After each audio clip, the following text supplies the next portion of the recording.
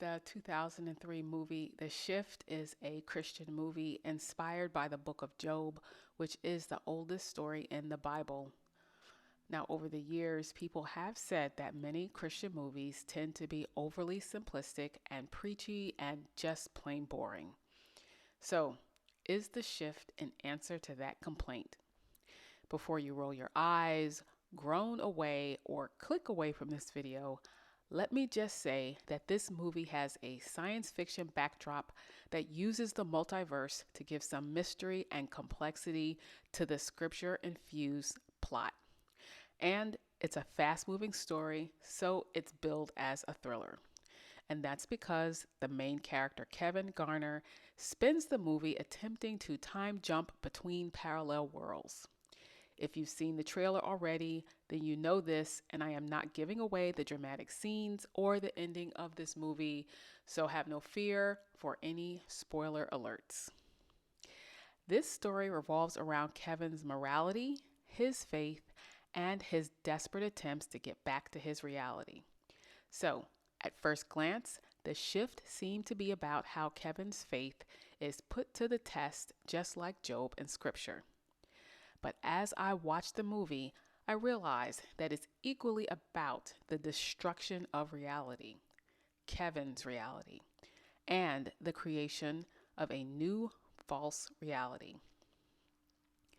The opening scene starts with the scripture, "Naked into the world we come," and Kevin falls through a portal, landing in a huge lake. He drags himself out of the lake, bloody and squirming like a birthing scene. And to me, that's the first shift. The stakes are now set for us to see what Kevin has to lose. And in the blink of an eye, Kevin is in a restaurant meeting his soon to be wife, Molly. It's meant to be a cute scene where Molly lists the what ifs of them falling in love. Kevin replies, if she had asked him these questions 2 hours ago, he'd have said no. But the worst that could have happened, which was him losing his job, had just happened. That's the second shift. Of course, Kevin marries Molly and they have a family. In the next scene, we have a verse from the book of Job gliding across the screen. Strike his flesh and he will surely curse you. Well, that spells doom for Kevin, and he gets into a nasty car accident. The kind of accident that can destroy someone's life as he knew it. Kevin is knocked unconscious, and when he regains consciousness, he meets the benefactor, who is Satan. And that's the third shift. The gleeful benefactor tempts Kevin with many things, including this offer. Imagine the power to shift someone from one reality to the next. But Kevin rejects the offer, and that's when the benefactor abandons Kevin to his new and bleak reality. Kevin is stripped of his middle-class life, his wife Molly, his health, and some of his sanity in an attempt to break his faith. Not long after, we see Kevin existing in his new false reality. 5 years have passed, and Kevin has grown sick, and he's still lost in the parallel world. He stays in a rundown motel in a cramped and dirty room with a decrepit 1980s TV and an old typewriter, which he uses to type the scripture that he remembers. And this is risky because scripture is illegal. But we don't know what year Kevin is in or the name of this parallel world that he's trapped in. How had Kevin survived alone and destitute all this time? But like the story of Job, Kevin has a friend that he can lean on in his time of grief and bewilderment. Enter Samwise Gamgee. Okay, I mean Gabriel, a guy who gives Kevin food and encouragement. And Kevin needs all the encouragement he can get as he searches for Molly and avoids the deviators, who are the multiverse version of the police. Yes, the deviators are hunting for Kevin, but Kevin is not the only person in this world in trouble. All of the people are tormented and tortured in one way or another. We don't know how the other people ended up in this parallel world either.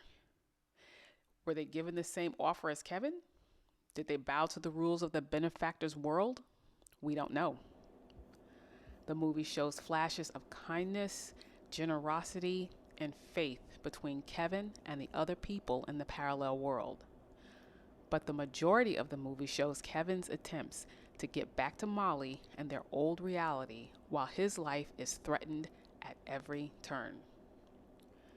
One thing I noticed was that Molly's reality-shattering experiences are not delved into as deeply as Kevin's.